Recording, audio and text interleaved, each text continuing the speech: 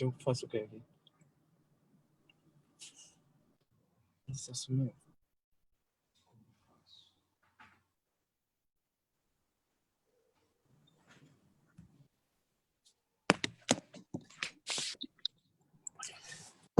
Já pode iniciar.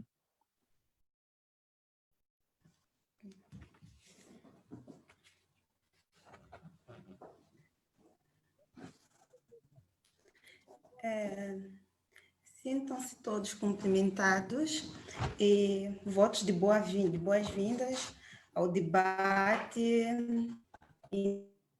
intitulado Saúde Pública e Desigualdades Sociais no contexto da pandemia da Covid-19 em Moçambique, Cabo Verde e Brasil. Eu sou Lourdes Bonifácio Saide, docente na Faculdade de Ciências de Saúde da Universidade de Lúrio, e importa referir que este painel foi criado pela Academia Pesquisa e Desenvolvimento. Os meus agradecimentos pelo convite e pelo esforço que esta academia tem feito para levar a cabo debates semanais com temas de utilidade pública. A Covid-19 é uma doença causada pelo vírus SARS-CoV-2, o novo coronavírus, que foi identificado pela primeira vez na China, em Wuhan, nos finais de 2009, o ano passado. A 30 de janeiro do ano em curso, a Organização Mundial da Saúde declarou esta doença, a Covid-19, como uma emergência de saúde pública de âmbito internacional. Desde então, foram crescendo o número de casos, o que fez com que, a 11 de março deste ano, o problema de saúde por Covid-19 deixasse de ser apenas um surto e transitasse para uma pandemia. É uma patologia que até então não existe cura. O que se tem feito é lutar para fazer o tratamento paliativo, que consiste em tratar os sinais e sintomas que os pacientes. Nos dias de hoje, as populações de diferentes países a nível enfrentando novos desafios no que concerne ao combate a esta pandemia. Nós temos acompanhados nos órgãos informativos as atualidades sobre esta patologia, até porque nos últimos momentos destaque nos órgãos informativos. O vírus, o SARS-CoV-2, ele tem uma característica de ter uma elevada taxa de mutação, faz com que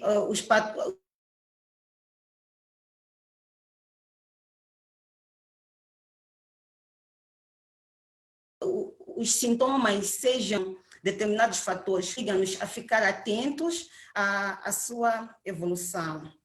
A Organização Mundial de Saúde, órgão de tutela de saúde, tem trabalhado incansavelmente com os governos para a implementação das medidas de prevenção da Covid-19.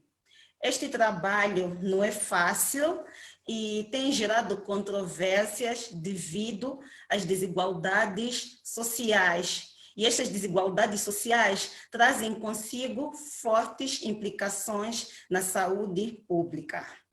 O debate que nós iremos agora iniciar irá permitir perceber de que forma as desigualdades sociais podem comprometer a eficácia das medidas de prevenção da Covid-19 a nível de 3 países. Falo de Moçambique, Brasil e Cabo Verde. O nosso painel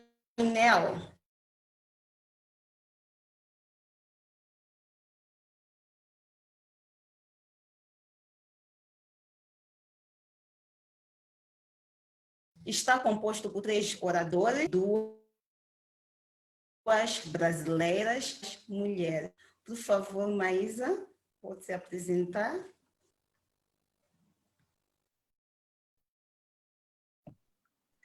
Bom dia ainda, são 10 horas da manhã. Meu nome é Maísa Teutoni, eu sou médica, formada pela Universidade Federal de Minas Gerais, sou ginecologista obstetra e estou me especializando em endocrinoginecologia e sexualidade. Sou mulher negra, brasileira e é isso. Muito obrigada, Maísa. Passamos agora para a Gisela. Não. Olá, bom dia. Ele tem. Gisela Garcia, eu sou epidemiologista e Não há como ter graduada essa em obstetrícia na Universidade de São Paulo. O mestrado em saúde. É uma ginecologista, mano. Já está bem. Não quero mais nada. Vai que trata. Faço doutorado em saúde pública e epidemiologia das doenças crônicas e pesquisas crônicas na Universidade. Eu sou fabricante. Meu Deus, o que aconteceu?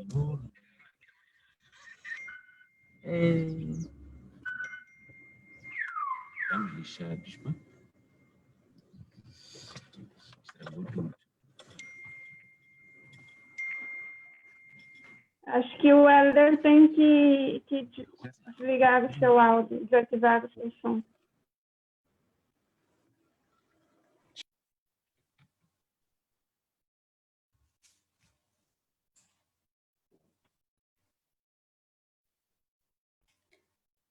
Oi, Gisela. Consegue ouvir-me? Agora sim. Ok. Sim, dando continuidade.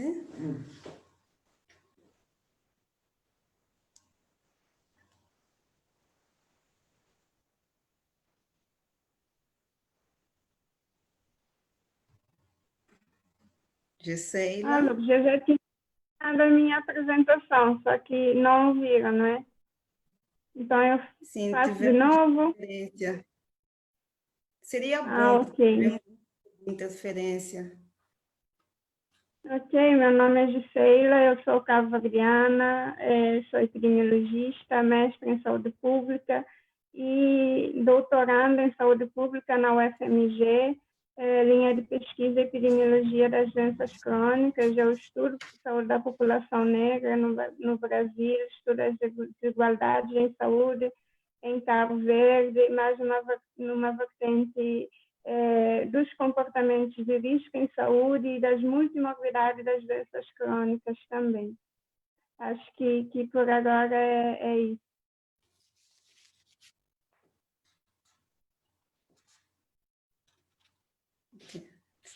Certo, obrigada. E para finalizar as apresentações, passamos já a Dilson. Ok. Obrigado, Lourdes. Eu sou Adilson de Valdano, Motambe. Faço doutorado em psicologia na Universidade Federal da Bahia, na UFPA, e faço parte do grupo de pesquisa CULTS, que é Investigações em Psicologia Cultural, e sou professor na Universidade Pedagógica de Maputo. Muito obrigado, Lourdes. Obrigada. Bem, está apresentado o nosso painel e vamos agora ao debate. O debate está estruturado de 3 formas. A primeira parte, falaremos sobre questões ligadas à saúde pública, passaremos depois às desigualdades sociais e, finalmente, teremos aquelas que são as nossas considerações e os apelos que nós faremos à comunidade em geral, à sociedade civil e ao governo de cada um dos nossos países. Sabe-se que a saúde pública, o principal opção, é impossível dissociar esses 2 termos, falar de saúde pública sem falar da prevenção. E após ter sido declarada a pandemia da Covid-19, existiu uma série de medidas de prevenção que têm sido apontadas com vista no combate e na prevenção do alastramento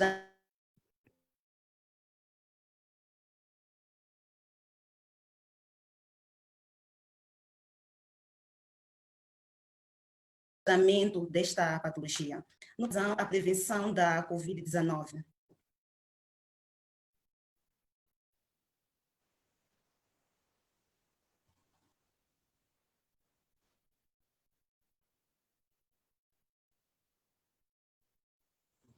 Alô, Aissa?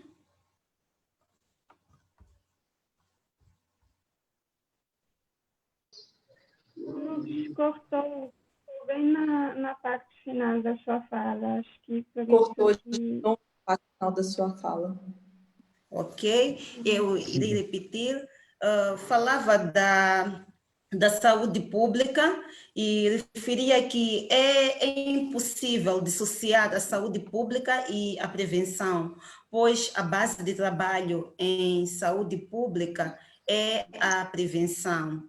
E a situação atual da pandemia da Covid-19 fez com que se traçasse várias medidas de prevenção a nível da infraestrutura,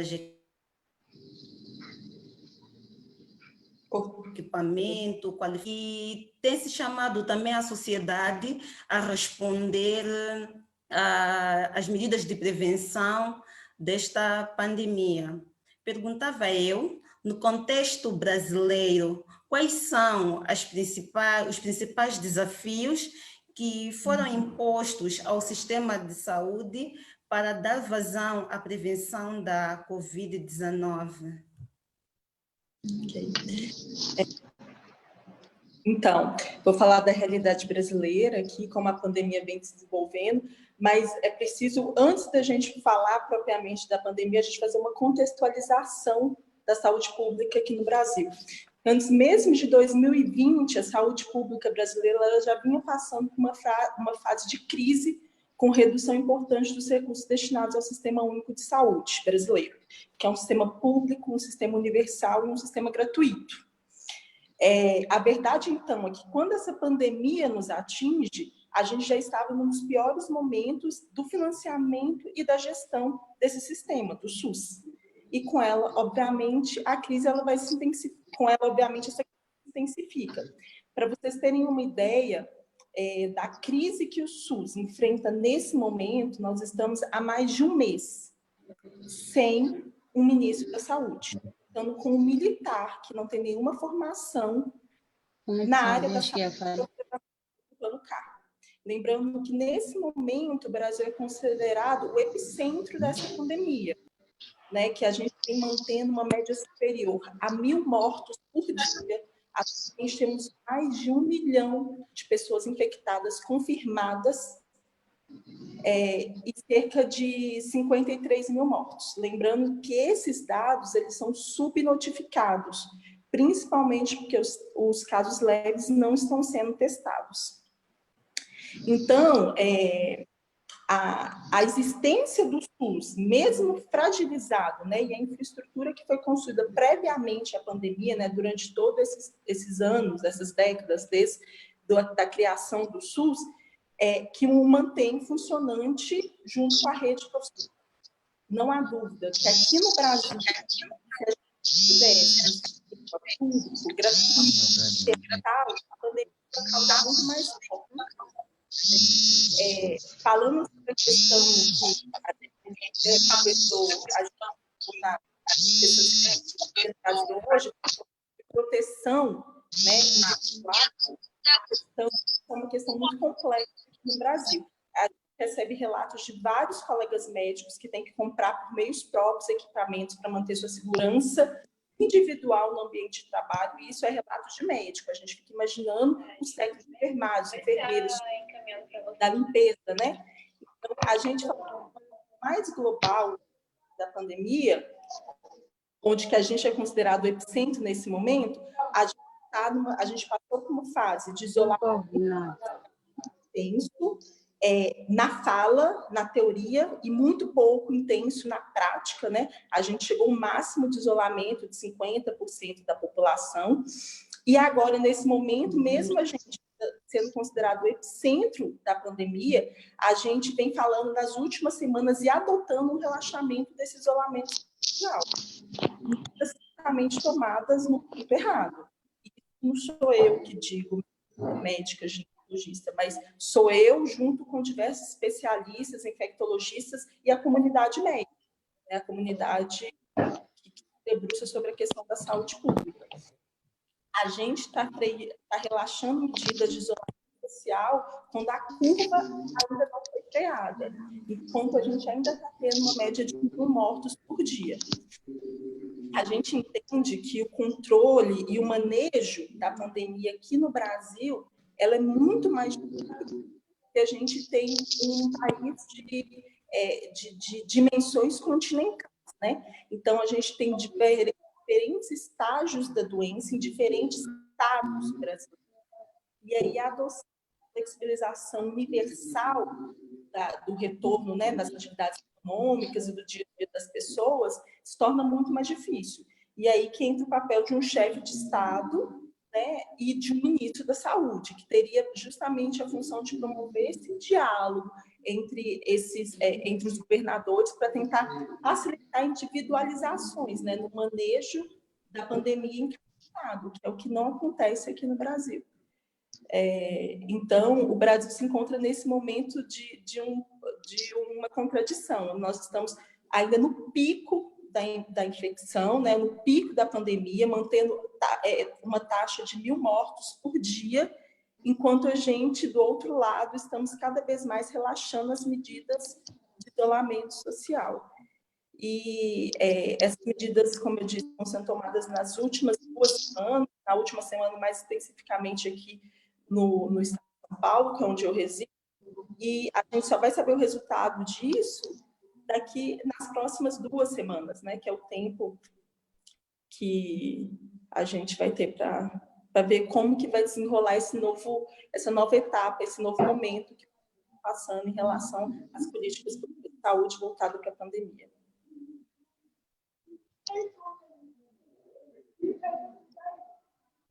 É isso. É isso. Lourdes.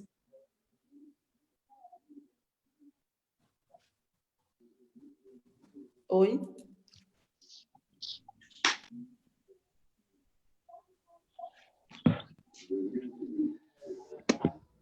Vocês me ouvem?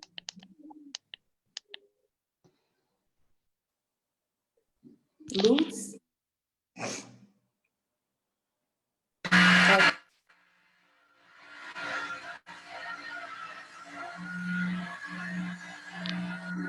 Olá.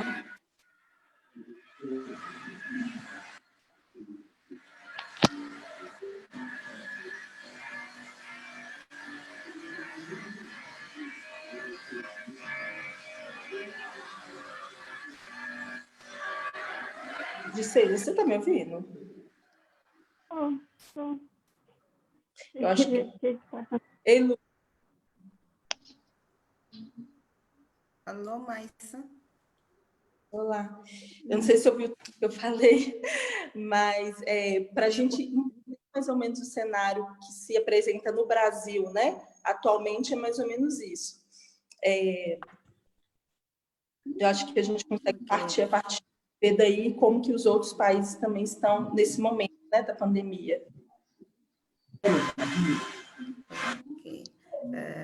Consegui ouvir grande parte, tenho tido algumas restrições, mas pude perceber que estão atualmente sem o ministro da Saúde, o que complica muito as coisas por aí.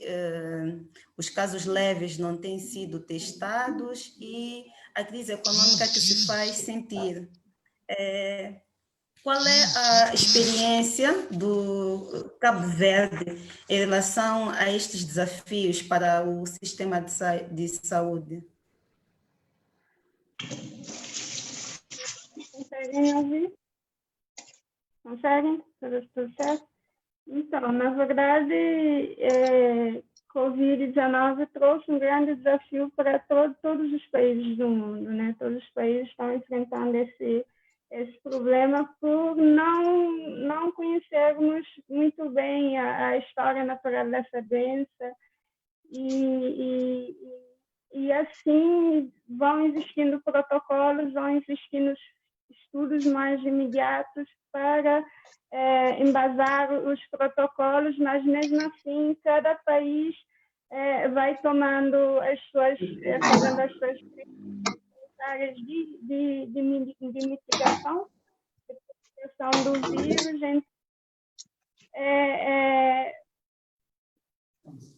com algumas restrições, com alguns, e a palavra é isso mesmo, com alguns desafios momentâneos, né? Bom, Cabo Verde teve o seu primeiro caso no finais de março deste ano, né? Vimos todo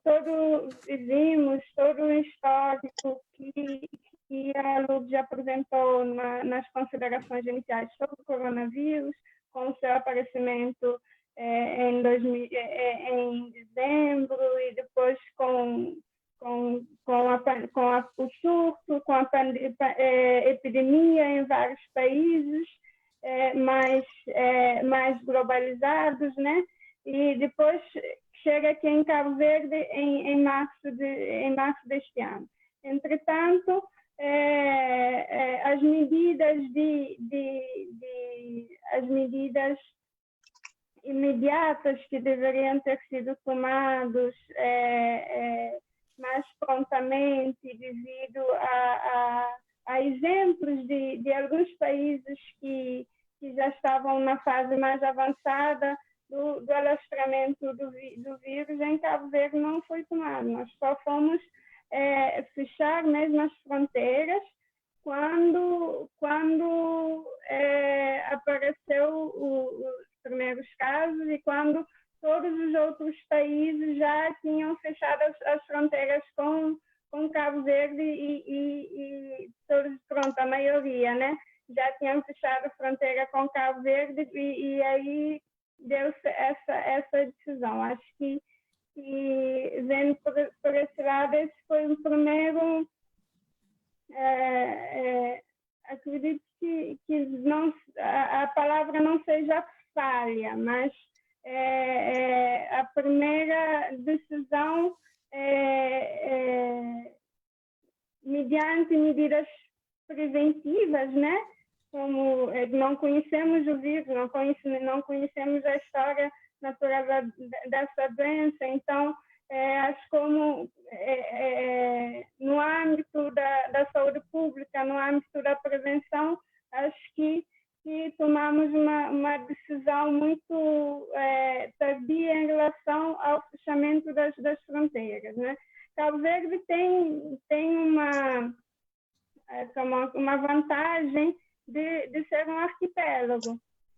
Somos um arquipélago de 10 ilhas, 9 habitadas, então, a priori, vendo os exemplos de outros países formados em ilhas também,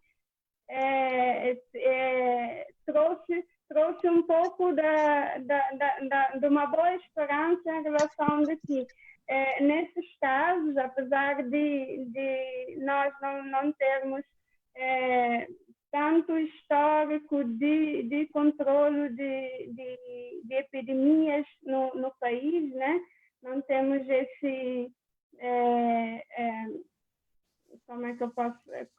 essa prática de controle de epidemias do país, mas mesmo assim, com exemplos de outros países que são arquipélagos, também surgiu a ideia de que, por sermos um país constituído por ilhas, talvez o vírus não iria se alastrar tanto como foi acontecendo. Mas assim, os desafios são imensos, não é? Eu acho que por um lado, Cabo Verde tem enfrentado, sim, de uma forma adequada a propagação do vírus, mas por não termos esse recorte histórico de termos epidemias no país, de trabalharmos em cima disso, acho que muitas medidas foram tomadas de forma tardia, assim como nos diversos outros países, né? Mas acho que, pronto, em relação a isso, não sei se a Lourdes tem alguma outra pergunta mais objetiva em relação a Cabo Verde. Fica aqui uma questão. Referiu que o primeiro caso foi notificado em março deste ano, à altura em que a OMS também declara a Covid-19 como uma pandemia. Como é que foi lidar com isso? Porque até os períodos de março, questões de prevenção ainda eram quase desconhecidas, porque o surto ainda estava mesmo centrado na China. Então, como é que o governo resolve essa questão? Então, o primeiro caso surgiu numa ilha turística daqui. O primeiro caso, por acaso, foi um caso importado, um caso de um turista. Os 3 primeiros casos foram casos importados de outros países europeus. Então, a partir desse primeiro caso, o governo adotou a medida de fechamento de fronteira por sermos um país turístico. Então, tem essa mazela maior do risco da propagação do vírus de casos importados. Então, essa foi uma primeira medida. Depois, ao longo do desdobramento da doença, da propagação da doença do país, então fecharam, por exemplo, numa ilha de Boa Vista, foi a primeira ilha que foi epicentro de Covid aqui em Cabo Verde. Então, fecharam as fronteiras com essa ilha. Só que depois surgiram casos de vírus em outras ilhas e igualmente aos outros países também da CPLP, não é? O governo adotou a política do estado de emergência e depois a questão do distanciamento social, quarentena obrigatória e do isolamento obrigatório para pessoas com pessoas para casos positivos, né?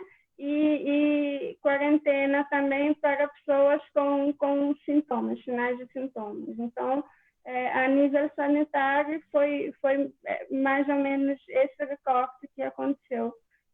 aqui em Cabo Verde. Ok. Muito obrigada, Gisela. E passamos agora à experiência de Moçambique. Está convidada, Dilson. Obrigado, Lourdes, pela oportunidade. Diferentemente do Brasil e de outros países da Europa, assim como o país vizinho, África do Sul, Moçambique tem estado a viver uma realidade um pouco diferente. E até este momento os casos contabilizados, ou seja, a estatística da situação do Covid, ela não é assim tão controlável, não é assim tão grave. No entanto, existe um número considerável de indivíduos que tiveram a Covid e melhoraram. Isso é um bom sinal, é um dado muito importante quando nós temos situações de melhorias. E em termos de medidas, Moçambique tem estado a tomar medidas, por exemplo, as medidas padronizadas e as orientações pré-estabelecidas pela Organização Mundial da Saúde, como é o caso do uso da máscara, o uso do álcool gel, lavar as mãos, o uso de lavar as mãos constantemente, isso é extremamente importante. No entanto, é importante continuar a acelerar, ou seja, a redobrar os cuidados, de modo a evitar situações tão graves. Até este momento, das ações que têm sido feitas, para além de reeditar aquilo que são as medidas tomadas pela Organização Mundial da Saúde, em Moçambique tem estado a desenvolver alguns estudos estatísticos que revelam mais ou menos o comportamento ou a expansão da doença pelo país. Então, isso é extremamente importante. Agora, associada a este vírus que também tem estado a limitar as formas de estar da população, tem estado a inibir certos hábitos nas relações interpessoais, e isso também tem certas implicações psicológicas.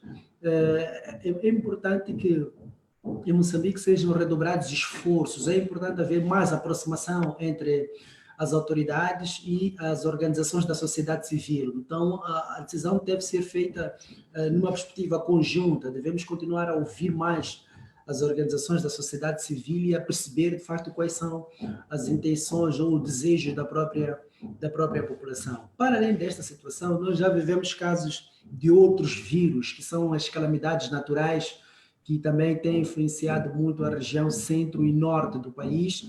E, para além disso, vivemos também o outro vírus, que é o vírus da fome, que tem estado também a assolar bastante o país.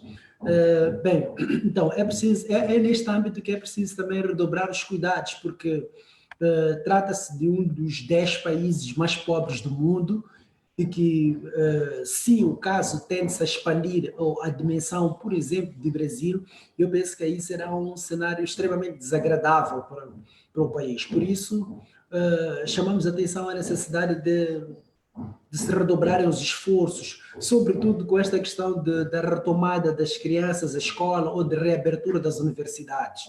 E, no entanto, o cenário em Moçambique também ele acaba sendo um pouco de risco, porque no caso de expansão da doença temos poucos recursos para dar resposta a estas questões da pandemia. Portanto, é preciso ter muito cuidado e continuar a redobrar os esforços. O que podemos avançar assim de forma muito subjetiva é de que a questão da pandemia tem estado a trazer também implicações nas famílias. De um modo geral, há famílias queixando-se de gastos exagerados nesta altura em que todos encontram-se em casa.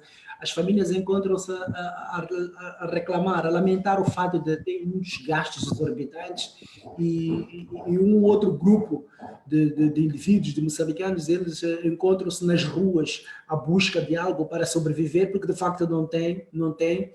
E sendo assim, nós vamos encontrar, associado ao fator pobreza, ao fator limitações na capacidade de compra, nós vamos encontrar aí dois grupos de pessoas. Vamos encontrar um grupo de pessoas que nós poderíamos considerar ser humanos corretos, que são aqueles que cumprem com as normas pré-estabelecidas para evitar a expansão do vírus, mas também podemos encontrar outro grupo que é de ser humanos não corretos, que são aqueles que, por mais que tenham normas para o cumprimento e para evitar a expansão do vírus, estes seres humanos não cumprem essas normas, ainda que elas estejam estabelecidas. Agora, existem fatores que estão por detrás deste não cumprir as normas por parte desses seres humanos. Então, os moçambicanos que se encontram neste grupo de seres humanos não corretos têm algumas razões, não têm condições para ter acesso à máscara, só para ter a máscara é um problema muito sério. Por exemplo, nós podemos encontrar certas famílias, certos grupos de moçambicanos que vivem abaixo de $1, né? Que vivem abaixo de $1, ou seja, tem mais ou menos R$5, vive na base de R$5 por dia para alimentar uma família de 7 a 5 pessoas. Então isso deixa também a situação extremamente grave. Portanto, associada a esses fatores todos, calamidades naturais, a fome e famílias que se encontram numa situação extrema de pobreza, é importante redobrar os esforços. Mas para já é importante o que está a acontecer e também temos que louvar as iniciativas das universidades, sobretudo que têm estado a levantar debates neste sentido, né? É importante que as universidades realizem eventos no sentido de sensibilizar a comunidade académica sobre os riscos desta situação. E é importante também dizer que os mecanismos de funcionamento, de funcionalidade das instituições também estão limitadas, porque a maior parte das instituições ela recorre a tecnologias para poder garantir o seu funcionamento, o que significa que estamos a viver uma verdadeira sociedade da cibernética. Por outro lado, estamos num cenário onde não existem meios ou recursos, né, para podermos garantir o acesso à informação até zonas recônditas. Portanto, é um cenário contraditório. Para já, a grande sugestão que deixamos é de que haja mais comunicação, mais aproximação entre as entidades do governo e as organizações da sociedade civil para tomarmos medidas juntas. Já se dizia nos anos ou na década de 1980, unidade, trabalho e vigilância. Portanto, temos que voltar a estas questões em Moçambique para evitar a expansão do vírus. Obrigado, Lourdes. Okay. Obrigada, Dilson, que deixou ficar aqui o papel da sociedade civil no combate à pandemia da Covid-19. Ainda pegando o seu fio de pensamento, acabou tocando um bocadinho no que refere às desigualdades sociais. Nós sabemos que as condições de vida e de trabalho, elas têm grande relação com o estado de saúde do indivíduo. Um indivíduo que tem condições de vida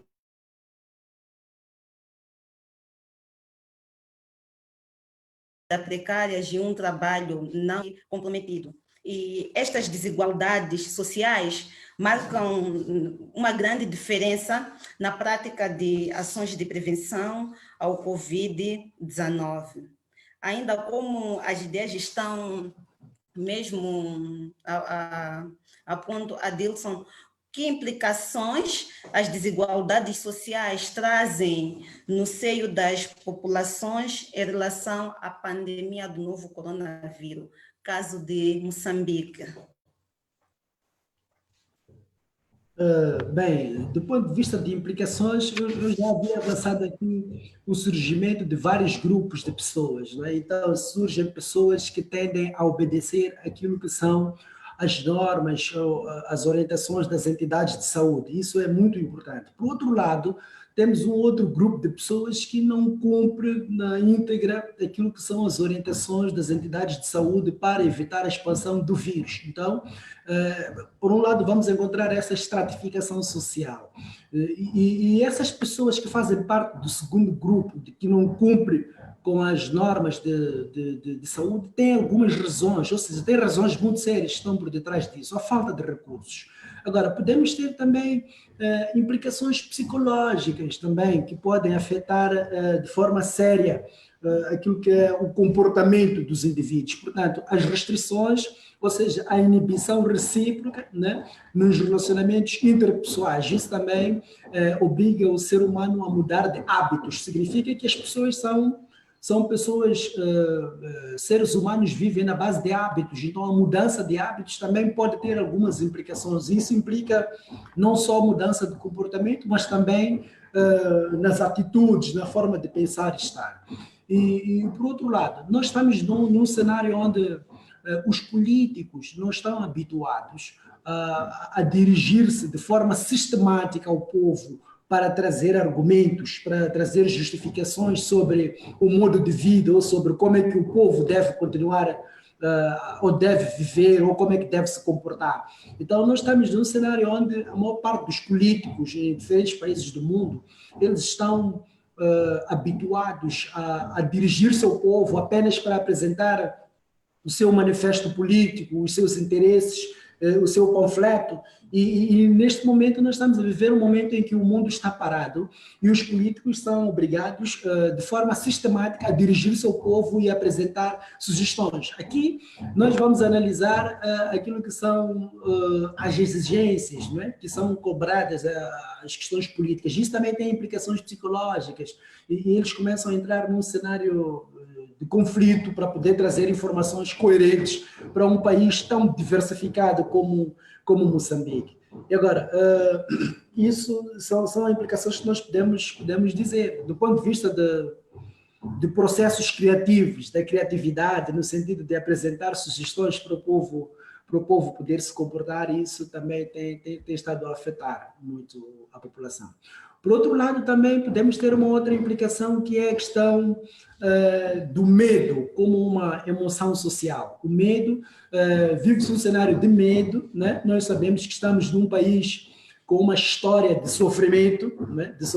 Então essas emoções negativas também têm estado a influenciar bastante aquilo que é o modo de vida, né, da população. Não se sabe o que poderá acontecer o amanhã, não se sabe qual é o amanhã, então as populações encontram-se, por um lado, também com medo. Então é preciso também continuar a dobrar esforços no sentido de controlar estes cenários todos. E uma das formas que poderíamos usar para poder controlar isto é a própria psicologia, mas o uso de estratégias de atendimento online também pode não ser suficiente para cobrir todas as localidades ou todos os locais do país, sobretudo os locais que foram identificados de maior índice, né, onde o vírus tem estado a ter maior índice. Eu penso que não temos ainda condições básicas para poder encontrar uma estratégia eficiente para resolver essas situações. Alô, Lourdes? Ok, pronto. Sim, pronto. A cada dia vamos aprendendo como lidar com esta situação. Maísa, pode nos dizer quais são as implicações das desigualdades sociais a nível das populações no Brasil?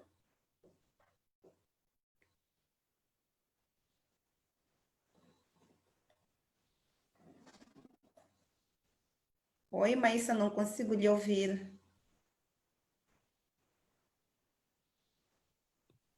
Agora você me ouve? Já consigo ouvir. O fone estava desligado. Falar sobre desigualdade social no Brasil, no contexto brasileiro, é falar sobre desigualdade racial. No Brasil, apesar de muito ter sido dito de uma democracia racial, principalmente a partir da década de 30, não há dúvidas que essa democracia racial ela é um mito, ela é falsa.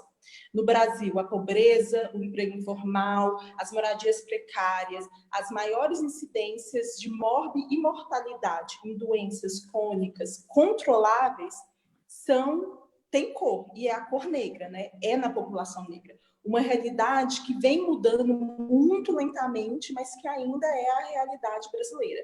E essa realidade de desigualdade racial, né, é fruto de um racismo estrutural na nossa sociedade, que já é institucionalizada nos órgãos que gerem o Estado, que gerem as empresas, que gerem a vida das pessoas. E ela tem suas origens na escravidão e no tratamento que o negro escravizado aqui no Brasil recebeu após a abolição da escravidão. O vírus, né, o Covid-19, ele não tem nenhuma predileção por um grupo racial específico.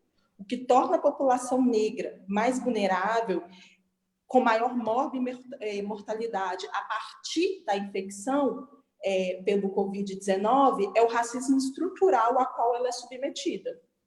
O racismo estrutural é o que leva a população brasileira aqui no Brasil a ser o maior número de profissionais no mercado de trabalho informal, que limita o acesso a direitos essenciais na pandemia, como remuneração garantida, mesmo durante o período de isolamento social, licença médica remunerada no caso de adoecimento, a possibilidade de home office, né, que a gente acha que é uma coisa simples, mas não é uma coisa universal, definitivamente.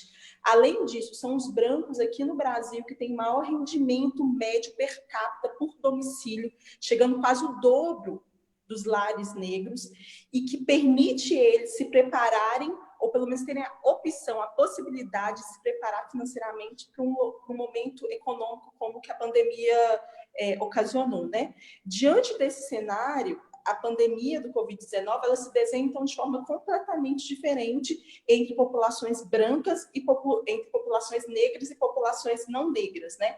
O racismo estrutural institucional, que eu já falei várias vezes, né, a qual os negros são submetidos, é o grande determinador de saúde dessa população. Ele expõe os negros, mulheres e homens a situações mais vulneráveis de adoecimento e de morte. Há diversos estudos já comprovando que os negros eles apresentam aqui no Brasil as menores taxas de acesso a serviços de saúde, tanto em qualidade do serviço prestado, dos cuidados prestados, dos cuidados recebidos, como nos resultados de saúde E durante a pandemia, obviamente, esse cenário ele vai se intensificar e vai se agravar.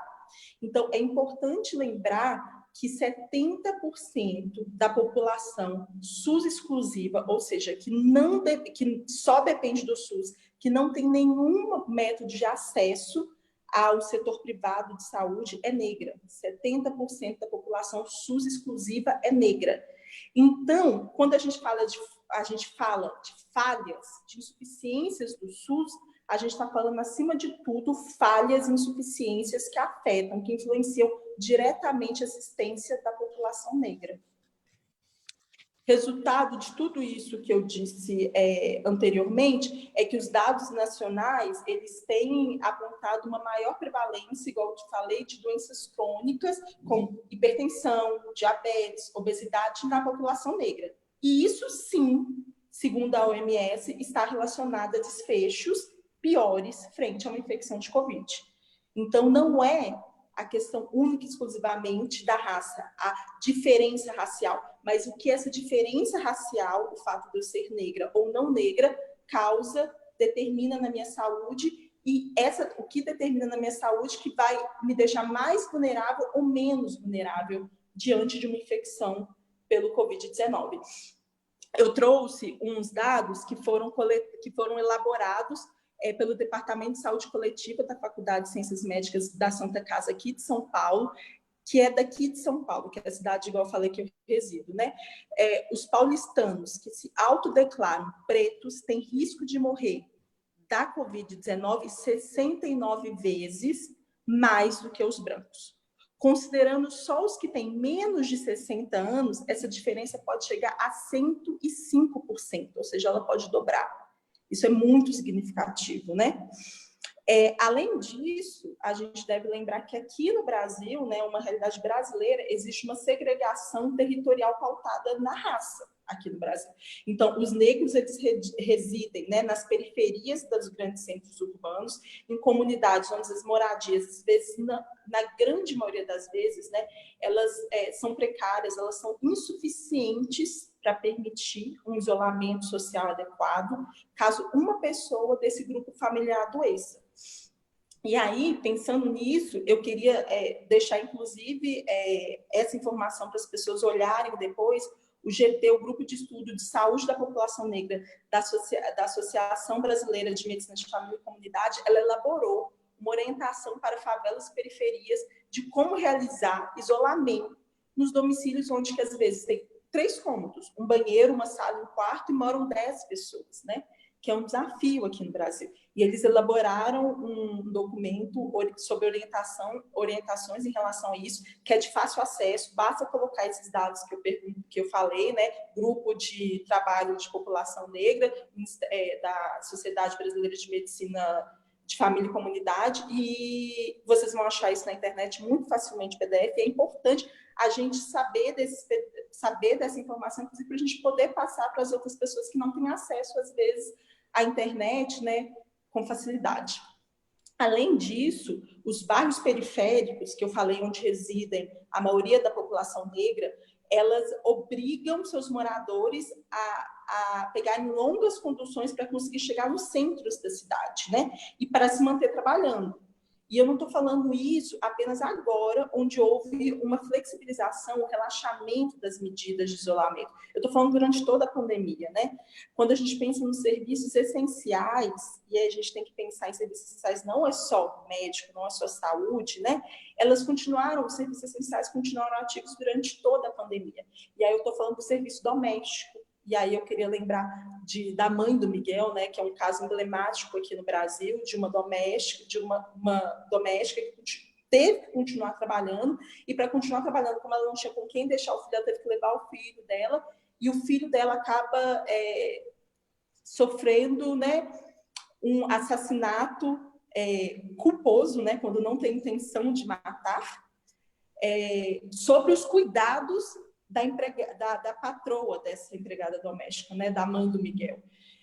Além disso, a gente está falando do posto de gasolina, de quem trabalha no posto de gasolina, a gente está falando de quem trabalha no transporte público, né, dos caminhoneiros, das técnicas de enfermagem, do pessoal da limpeza do hospital, a gente está falando do pessoal que limpa, dos profissionais de limpeza urbana, que recolhe o nosso lixo, o pessoal que entrega comida. Esses profissionais, eles continuaram ativos mesmo durante a pandemia. E eles moram geralmente nas periferias da cidade, tiveram que pegar lotações, né, conduções lotadas, porque a frota foi reduzida, e se expondo ao risco de pegar a Covid-19, né? Então, para a população negra, o cenário da pandemia aqui no Brasil se associa à intensificação das desigualdades determinadas pelo racismo estrutural e institucional que se coloca aqui no Brasil, visto que eles têm menos acesso à saúde, mesmo sendo, como a gente já disse várias vezes, um dos grupos mais vulneráveis, né? A verdade é que a pandemia aqui no Brasil, ela escancara o quanto que o Brasil é um país desigual, que ele pouco avançou na superação do racismo e das desigualdades causadas por ele. E aí eu queria também lembrar e trazer e evocar uma outra pessoa que eu acho que é o símbolo da desigualdade aqui no Brasil, né? Da desigualdade social que se reflete, obviamente, a partir de uma desigualdade racial aqui no Brasil, no nosso cenário específico, que a primeira morte aqui de Covid no estado do Rio de Janeiro foi de uma mulher negra, empregada doméstica, periférica, que nunca saiu do Brasil. Ela morreu no hospital público do SUS e ela trabalhava, né? A patroa dela tinha feito uma viagem recente à Itália, voltou, testou Covid positivo, manteve essa senhora de 63 anos, diabética, hipertensa, né? Tudo isso que a gente fala, a figura do que a gente está falando do negro brasileiro trabalhando. Obviamente, ela contraiu Covid e ela morreu no hospital público, né? Então, eu acho que ela traduz bem essa desigualdade que a gente vive aqui no Brasil. E aí, eu acho que essa frase, que eu gosto muito, que ela é muito forte para mim, ela traduz muito sobre o que é ser negro aqui no Brasil, né? E que faz interlocução com o ser negro em vários outros países, né? Obviamente com as suas particularidades, que é uma frase de Fanon, né? De Frantz Fanon, que ele fala que homem negro, né? Ele não é homem, ele é um homem negro. E tudo que nós queremos ser homens e mulheres, né? E o que a gente quer é sobreviver a essa pandemia. E se a gente não consegue superar as desigualdades que a pandemia intensifica, né? Na realidade de cada país, a gente não vai conseguir sobreviver a essa pandemia, né? Eu acho que é basicamente isso. Ok, muito obrigada, Maísa. É de lamentar essa posição, porque infelizmente ou felizmente o vírus não tem predileção pela raça branca ou pela raça negra, e a prevenção deve ser um trabalho conjunto. De nada vale proteger um grupo populacional e deixar o outro de lado, mesmo até porque o exemplo que deu do emblema foi uma senhora da raça branca que trouxe para alguém da raça negra, perdeu a vida. A partir daí, existem mais focos de infecção. Gisela, podemos saber para Cabo Verde quais são as implicações das desigualdades sociais?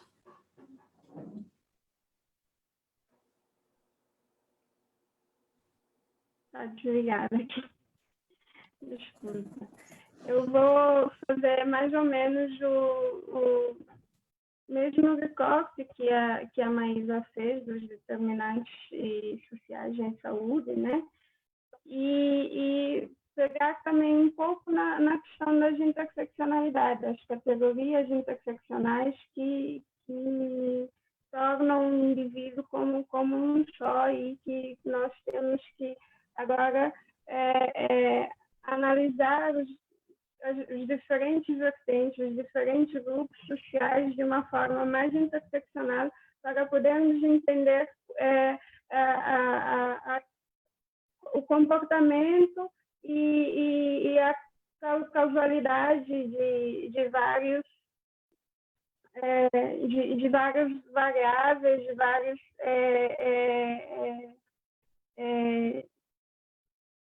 que várias variáveis podem causar nos desfechos em saúde, né?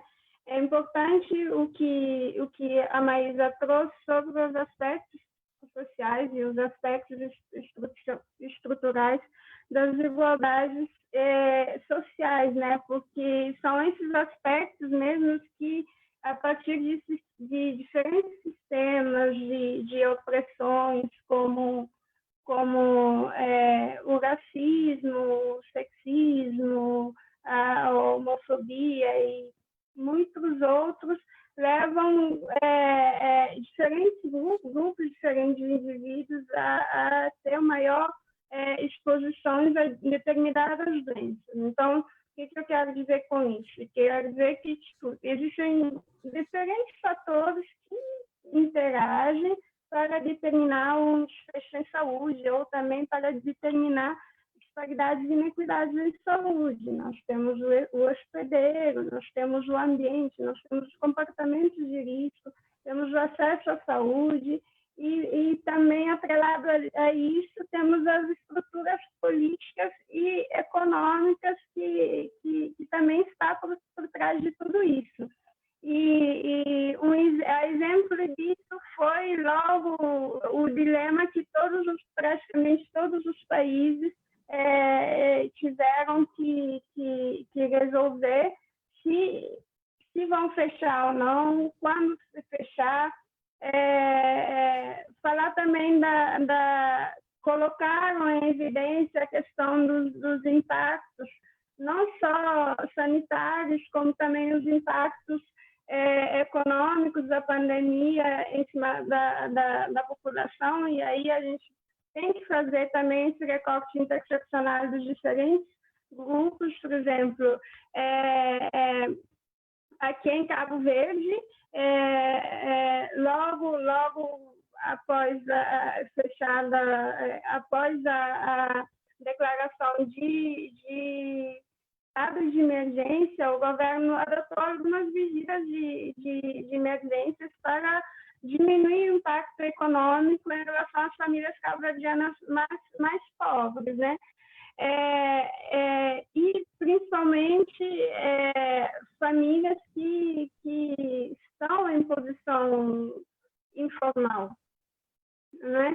Então, pronto, para fazer um apanhado geral, segundo os dados do Instituto Nacional de Estatística de Cabo Verde, 2015, Cabo Verde tem cerca de 100 mil pessoas vivendo na pobreza.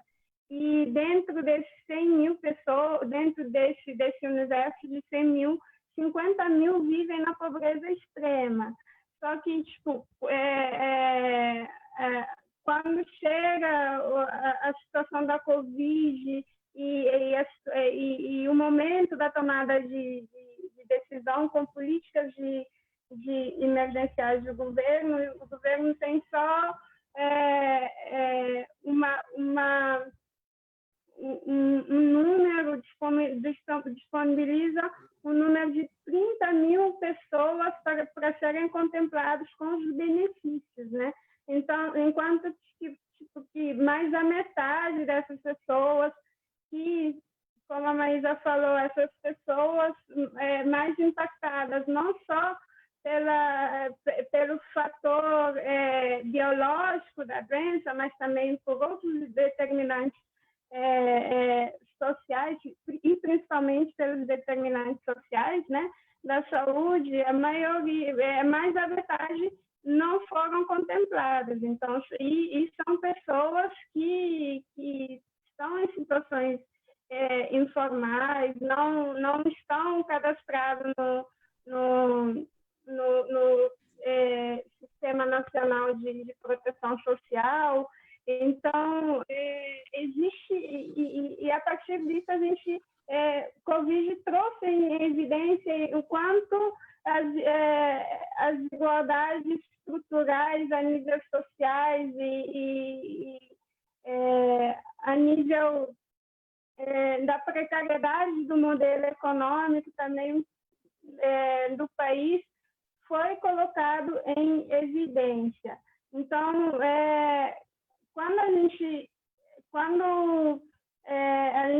para pensar nos determinantes, nos diferentes determinantes sociais da saúde, que a Maísa trouxe o recorte de raça, que é um grande determinante da etnia, né, no Brasil, e assim como a gente tem outros recortes, né, que é a posição socioeconômica, a classe social e o gênero, né? Então, aqui também em Cabo Verde, a maioria dos indivíduos que estão nessa posição de extrema pobreza são as mulheres e os jovens, né? Então, é necessário assim, fazer esse tipo de recorte e olhar para trás e analisar todas as políticas que vêm sendo adotadas, porque são as políticas anteriores que mostram a tal precariedade que eu falei agora há pouco, né? Então, pronto, diante disso, as respostas do governo aqui em Cabo Verde, as famílias mais pobres, as famílias mais vulneráveis, apresentam uma tendência aumentada, assim, de negação dos direitos, principalmente direitos, negação dos direitos humanos, né? E também que vai impactar também na questão dos direitos em saúde, porque quando a gente fala na questão da prevenção, quando a gente fala na questão da saúde pública, a gente tem que trabalhar com questões prospectivas, né? Porque a gente não pode chegar num momento como esse e ter pessoas e ter que decidir se realmente um grupo de pessoas vão continuar no home office, um grupo de pessoas vão continuar com as suas vidas normais e tudo, etc. E tem outro grupo de pessoas que terá que ser exposta obrigatoriamente, porque se continuar em casa, né, vai ser acometido por vários outros problemas que também levam a desfechos piores em saúde, né? Então, acho que é mais ou menos isso, essa panorama que aconteceu em Cabo Verde, e até agora as políticas de governo não contemplaram. Pronto, a gente acabou de sair do estado de emergência, mas mesmo assim muitas famílias não foram contempladas e isso só vai acarretar numa bolha de negligência, né? Que vão afetar também a forma como daqui para frente Cabo Verde vai lidar com a questão da propagação do vírus, com a questão da mitigação da propagação do vírus. Então, as pessoas já estão nas ruas e, na verdade, as pessoas não saíram das ruas, né? A realidade é essa. A realidade é essa. Na verdade, as pessoas não saíram das ruas. Então, como lidar com isso, né? Obrigada, Gisela. É uma realidade de muitos países. Foi decretado o estado de emergência, mas ainda tinham muitas pessoas, ou tem muitas pessoas na...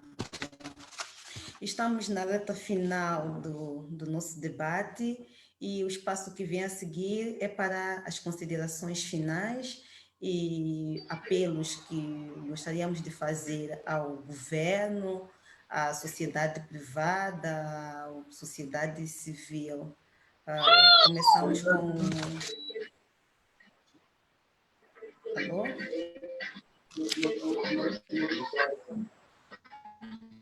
Adilson, consegue me ouvir?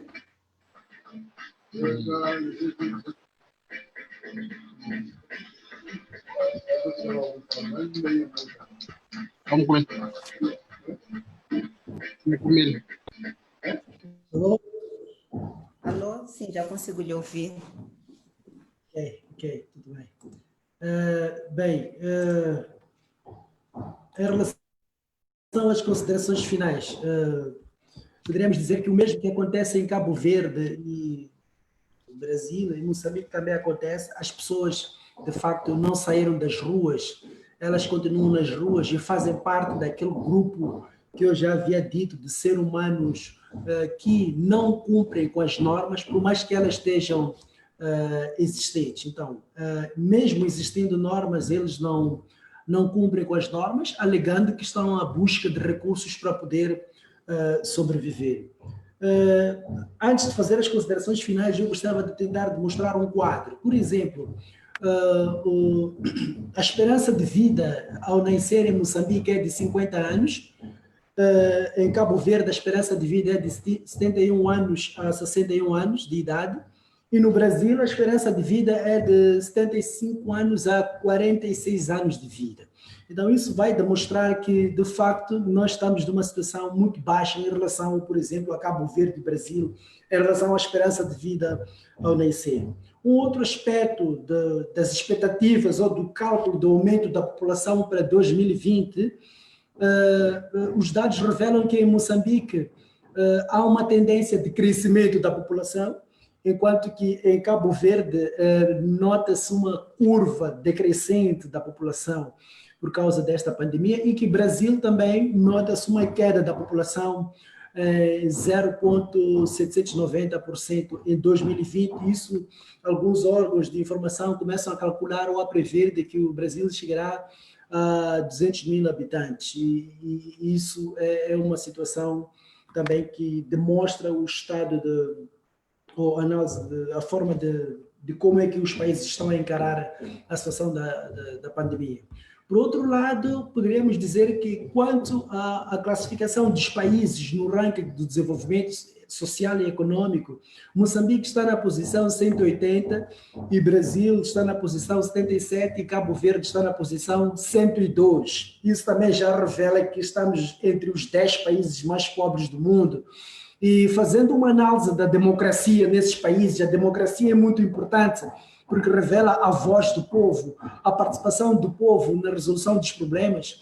Poderíamos dizer que Brasil e Cabo Verde encontram-se numa classificação de democracia imperfeita, o que significa que existe democracia, embora seja imperfeita, há esforços que estão a ser feitos, enquanto que Moçambique encontra-se numa situação de um país autoritário, né? Então não existe democracia, não há democracia. Isso também traz frustração para a população pelo menos não fica livre para poder expor os seus problemas, há muitos receios, há muitas dúvidas por detrás disso, tem outras implicações.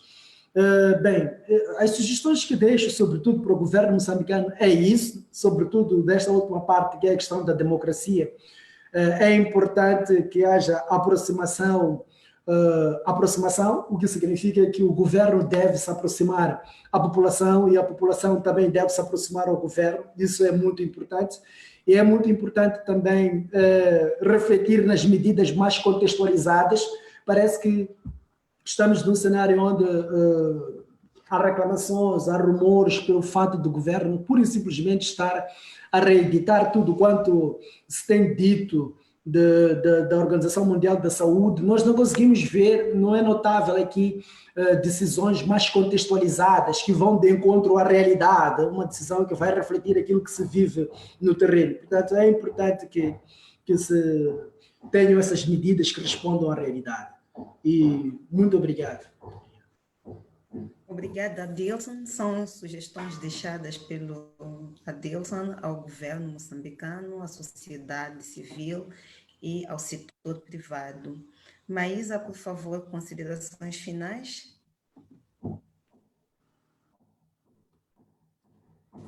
Ligando o áudio, né? Quando acontece a mesma coisa.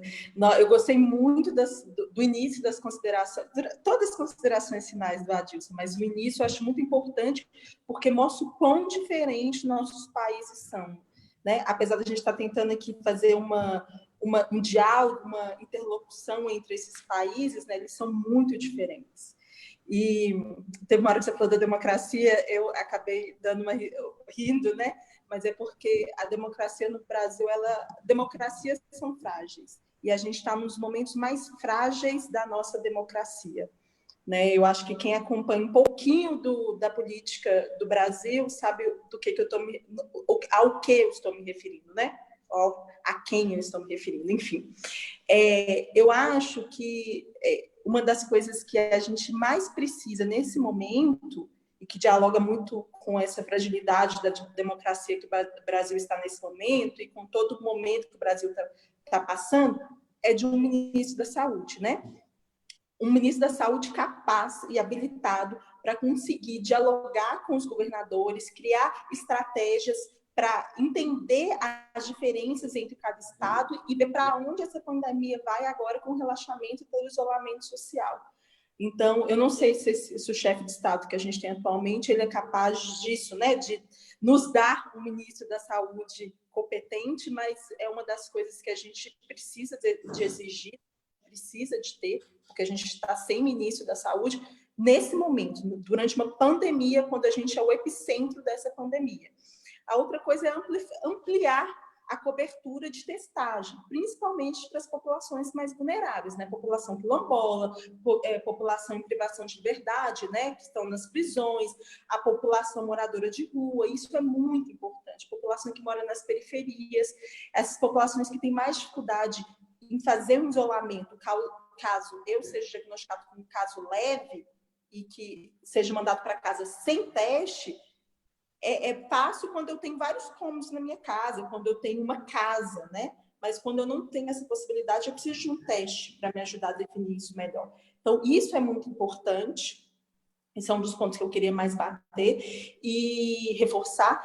E eu queria trazer uma última reflexão, assim, em relação principalmente ao Brasil, né? Igual a gente vem reiterando que as realidades são muito diferentes, mas é muito importante ressaltar que crises econômicas, né, causada por crises na saúde, como que nós estamos vivendo agora, e viveremos talvez uma pior nos próximos meses, quiçá anos, né, até a gente conseguir se recuperar, elas não criam desigualdades. Elas apenas acentuam as desigualdades sociais e raciais que elas já existem, né?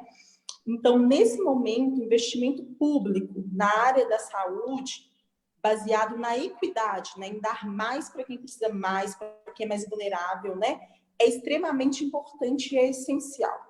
Ela vem justamente para tentar equilibrar um pouco essa balança da desigualdade na assistência à saúde, na assistência trabalhista, na assistência econômica.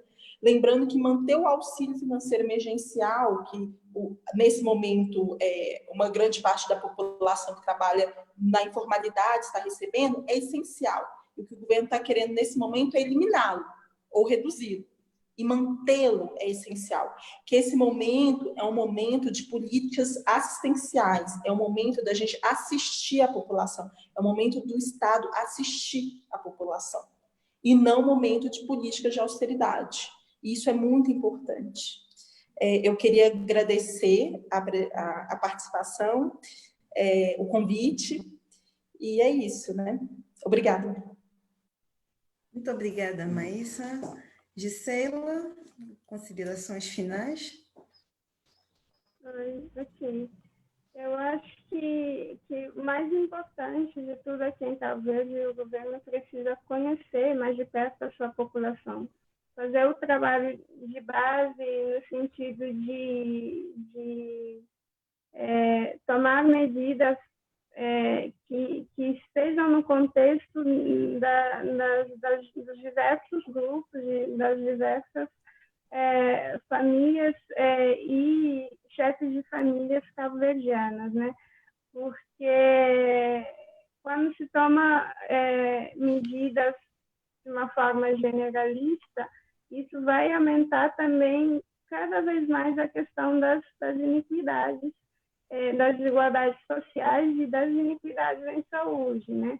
Então, acho que é apostar mesmo em estudar a sua população, em estudar a sua camada mais vulnerável, as ditas mais vulneráveis, e não partir para o superficial, não tomar decisões a partir de dados superficiais. Uma outra coisa também é que Covid-19 trouxe para a gente, que eu também vou repetir de novo, é a questão dos vários déficits que a gente tem em relação aos recursos humanos, principalmente recursos humanos em saúde, em relação à educação também, educação para a saúde da população, não é? E todo, em relação a todos os impactos que os determinantes vão acumulando, todos os sistemas de opressões de cada grupo de indivíduos que vão acumulando ao longo dos tempos para gerar essa desigualdade. Então, para isso, é necessário fazer um resgate histórico, né, da sociedade cabo-verdiana. Uma outra coisa também que é necessário, para além do governo cumprir as suas obrigações de garantir, proteger a população perante os direitos fundamentais, não é? Fazer o trabalho, porque assim, o trabalho tem que partir do topo para as bases, nesse sentido, quando a sensibilização, as campanhas e tudo mais tem que Sim, na verdade, é necessário uma reforma, né? É necessário uma reforma do topo e para se aproximar mais próximo, para que haja um diálogo mais próximo com as bases. Então, e assim a gente vai ter uma sociedade mais justa, mais equitativa, mais inclusiva, né? Então, acho que, resumidamente, é apostar na educação, né? Apostar na saúde, e assim a gente diminui as desigualdades sociais e as iniquidades em saúde. Ok, muito obrigada, Gisela. Já estamos mesmo sem tempo. Fica claro que a palavra de base, o apelo é a democracia, que os nossos governos consigam auscultar e procurar saber aqueles que são os reais problemas das nossas populações. Agradeço aos panelistas pelo debate bastante produtivo. Agradecemos à Academia de Pesquisa e Desenvolvimento Sustentável pelo tema proposto e assim que acompanhou o nosso debate, também vai o nosso muito obrigado. Terminamos o debate com uma simples frase: sejamos vigilantes, pois o sucesso do combate à prevenção está nas nossas mãos. Obrigada. Obrigada, agradeço o convite. Tchau.